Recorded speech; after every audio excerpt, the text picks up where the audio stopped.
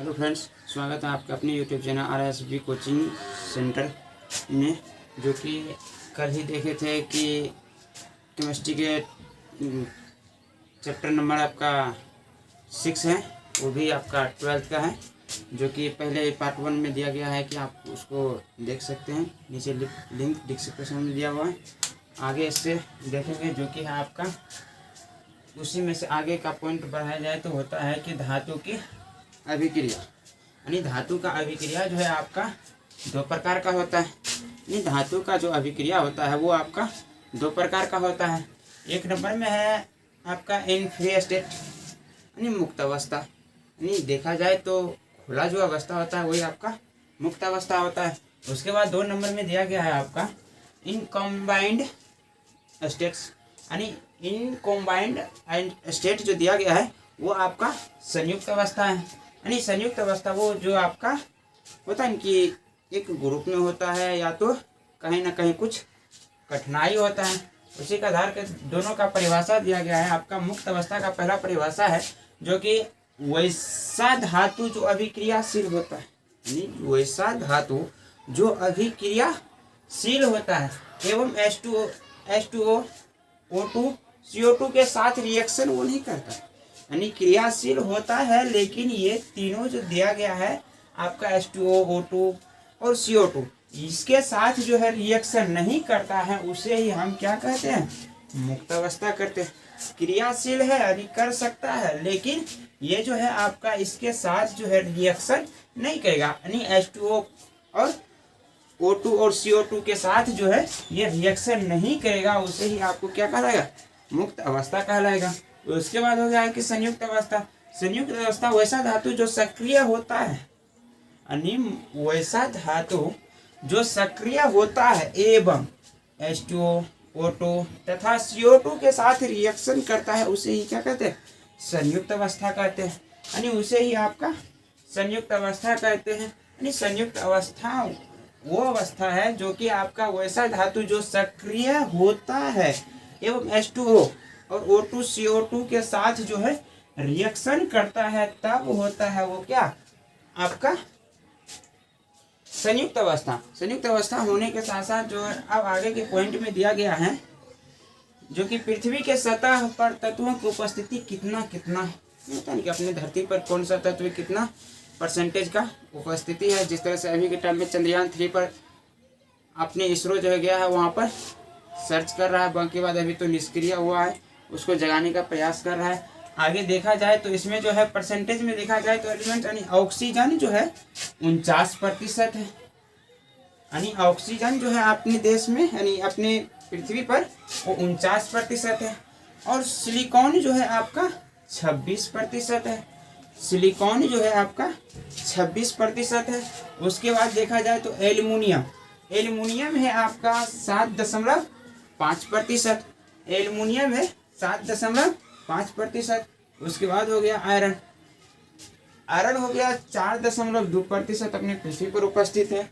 और उसके बाद हो गया है कि कैल्शियम जो है आपका 3.2% है। कैल्शियम जो उपस्थित है अपनी पृथ्वी पर 3.2% प्रतिशत है। और उसके बाद जो है सोडियम दिया गया है आपका कि 2.9%, यानी 2.9% है। उसके बाद पोटासियम हो गया, पोटासियम जो है 2.3% है। पोटासियम जो है आपका 2.3%। उसके बाद जो है मैग्नीशियम हो गया आपका 2.01%, यानी आपका मैग्नीशियम जो है 2.01% है। उसके बाद जो हो गया आपका हाइड्रोजन वो है आपका कितना, 1%, यानी हाइड्रोजन है 1%। और जो बचा खुचा जो है आपका एलिमेंट्स जो बचा है ऑथर और एलिमेंट्स वो आपका कितना हो गया, पृथ्वी पर 2% है। यानी इसको 49% आपका ऑक्सीजन हो गया, सिलिकॉन हो गया 26%, एल्युमिनियम हो गया 7.5% और आयरन जो है आपका 4.2% है। और कैल्शियम जो है 3.2% है। सिलिकॉन हो गया आपका 2.9% है। उसके बाद पोटासियम 2.3% है। उसके बाद मैग्नीशियम जो है आपका 2.01%। उसके बाद हाइड्रोजन हो गया आपका 1% और ऑथर एलिमेंट्स में आपका 2%। उसके बाद दिया गया है कि आपका नीचे में है कि तत्व जो है आपका ऑक्सीजन है, यानी तत्व जो है आपका ऑक्सीजन है। और ऑक्सीजन के बाद जो है धातु एल्युमिनियम दिया गया है, धातु जो है एल्युमिनियम दिया गया है। अगर इसको उतारना है तो उतार सकते हो। उसके बाद आगे के पॉइंट देखते हैं। तो आप सबने पीछे वाले जो पॉइंट दिए हैं वो तो उतार लिए होंगे, बाकी बात आगे देखते हैं। जो दिया गया है कि कुछ प्रमुख अयस्कों का नाम है और नाम के साथ जो है उसका क्या दिया है, सूत्र दिया गया है। उसी के आधार पर उसका परिभाषा भी दिया गया है।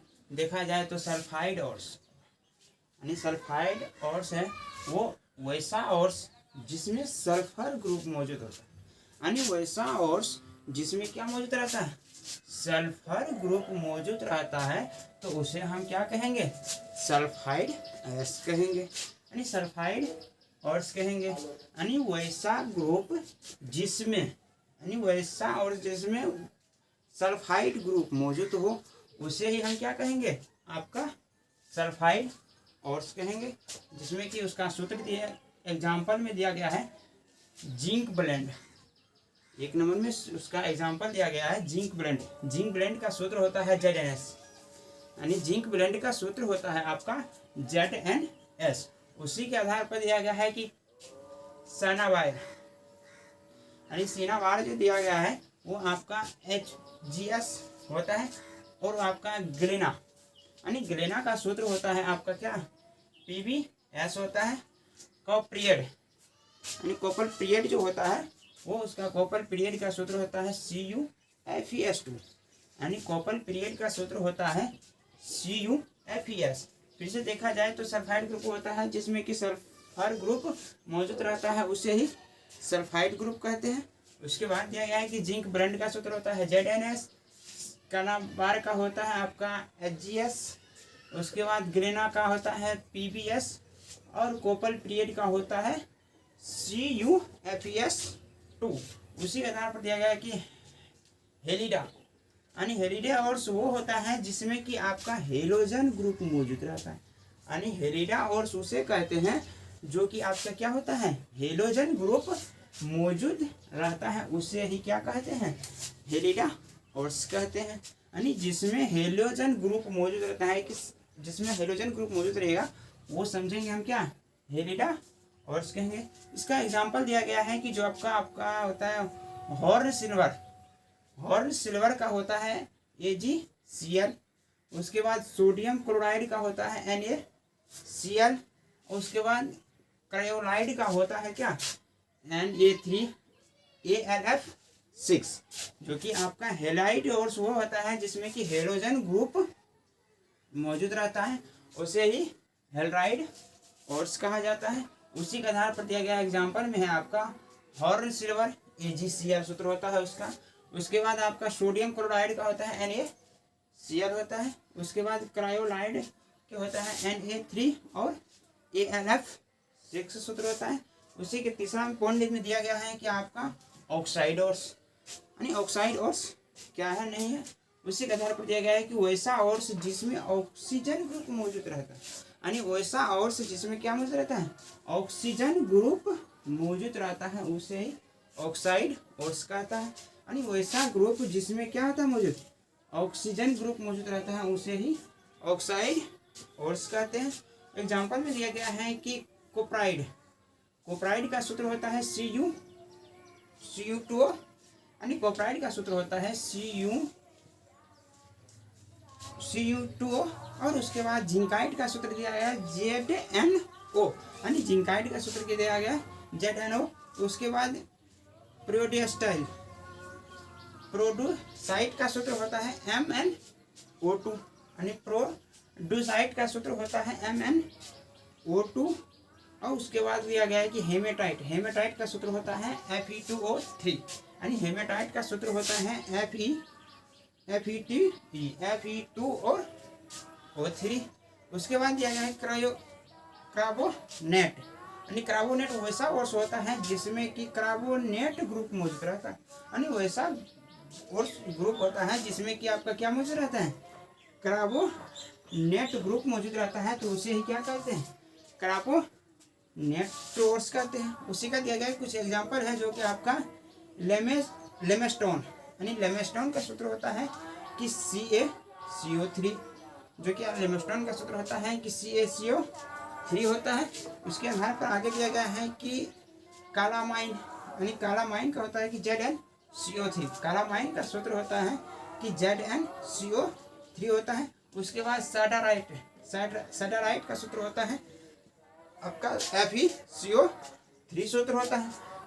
तब दिया गया है कि आपका 5 नंबर में दिया है कि सल्फाइड ओर्स, यानी सल्फाइड ओर्स क्या है, नहीं है, यानी सल्फाइड ओर्स वैसा ओर्स है जिसमें सल्फर ग्रुप मौजूद रहता है, उसे ही सल्फाइड ओर्स कहा जाता है। यानी सल्फाइड ओर्स उसे कहते हैं जो कि आपका सल्फेट, यानी सल्फेट ग्रुप में मौजूद रहता है तो उसे ही सल्फाइड ओर्स कहते हैं। उसका एग्जांपल दिया गया है कि एग्लीसाइड, यानी एग्लीसाइड का होता है कि PbSO4, यानी PbS4। उसके बाद नंबर 2 में दिया गया है कि एप्सुमेसाइड का होता है कि आपका MgSO4 और 7H2O, यानी जो कि आपका सल्फाइड ओर्स वैसा ओर्स होता है जिसमें सल्फाइड ग्रुप मौजूद रहता है, उसे ही सल्फाइड ओर्स कहते हैं। उसके बाद दिया गया है कि एग्जांपल में दिया है कि अब एग्लीसाइड का होता है कि आपका PbSO4 होता है और एबिसोमाइड का होता है कि MgSO4। इसको भी उतार लीजिए और आगे का पॉइंट देखते हैं क्या है नहीं।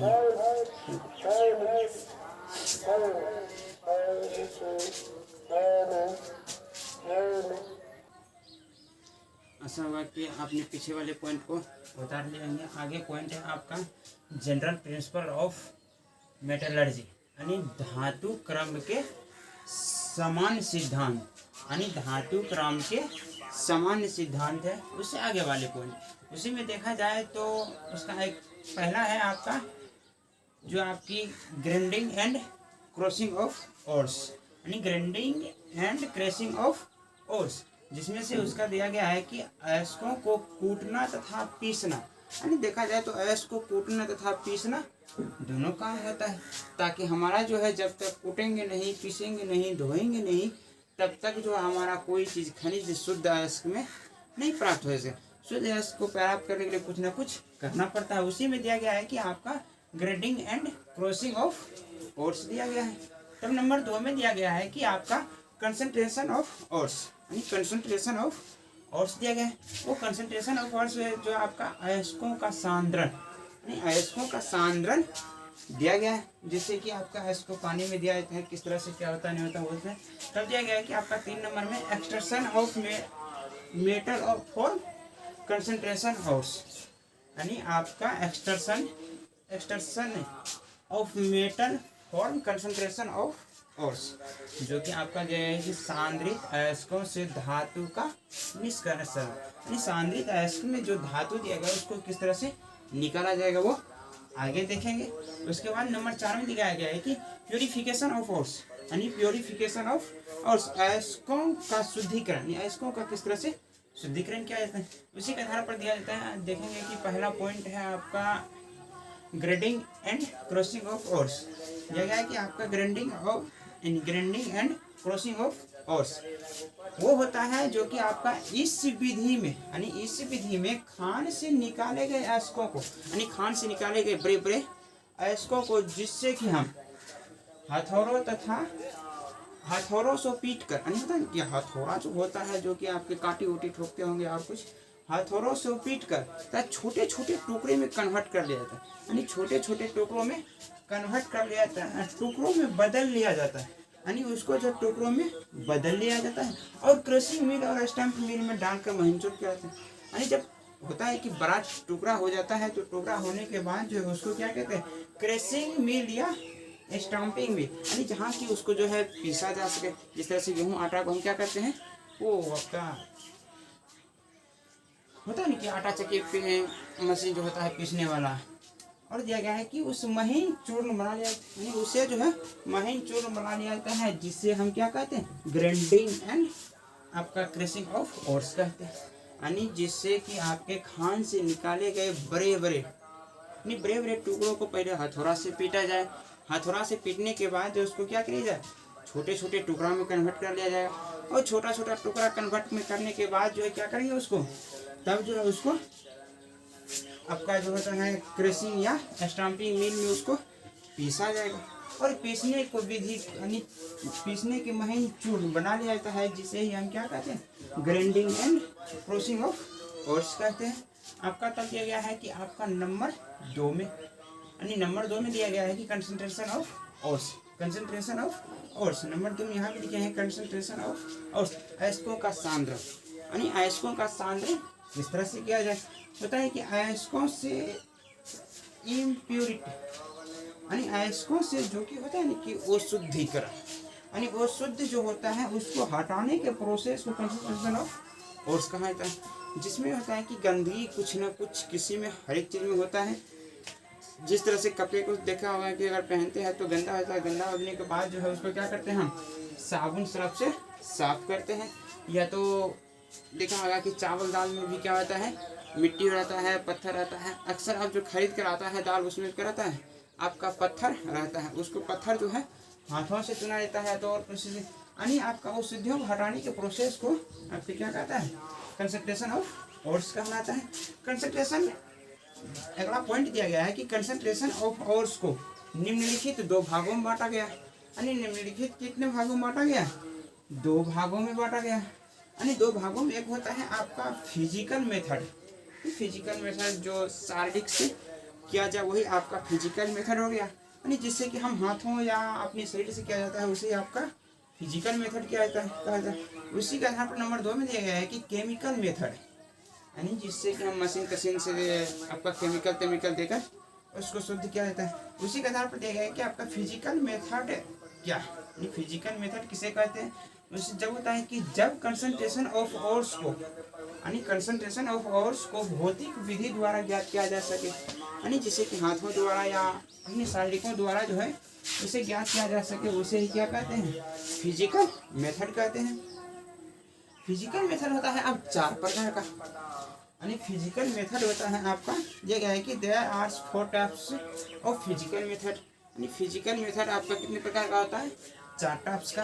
एक में होता है आपका बाय हैंड पेकिंग मेथड, यानी बाय हैंड पेकिंग मेथड यानी हाथों से चुनना, जिस तरह से चावल दाल में पत्थर होता है तो उसको हाथों से चुना जाता है। तब यह है कि ग्रेविटी सप्रेशन मेथड, यानी ग्रेविटी सप्रेशन मेथड गुरुत्वाकर्षण विधि, यानी गुरुत्वाकर्षण विधि। और उसके बाद नंबर सी में दिया गया है कि मैग्नेटिक सप्रेशन मेथड, यानी चुंबक के पृथक्करण, जिस तरह से देखा जाए तो चुंबक के द्वारा जो चुना जाता है उसी को ग्रेविटी मैग्नेटिक सप्रेशन मेथड कहते हैं, या तो चुंबकीय पृथक्करण विधि कहते हैं।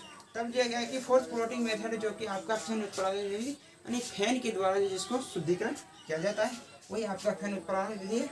और उसके बाद जो है नंबर ए में इसी को दिया गया है आपका परिभाषा क्या आता है कि बाय हैंड पेकिंग मेथड, यानी हाथों से चुनना किस तरह से किया जाता है। तब दिया गया है कि यह अयस्कों की सांद्रण, यानी यह अयस्कों की सांद्रण की सबसे पुरानी विधि, यानी ये जो है देखा जाए तो हमारे पूर्वजों में ही सबसे पहले आपका पुराना से पुराना विधि को निकाला जाता है कि हाथ से किया जाता है, कुछ न कुछ हाथ से किया जाता था। और उसके बाद जो है अब के टाइम में टेक्नोलॉजी आ गया, मशीन आ गया और इंटरनेट का सुझाव हो गया। तब दिया गया है कि इस विधि में अयस्कों को महीन चूर्ण को, यानी अयस्कों को महीन चूर्ण के साथ उपस्थित मिट्टी तथा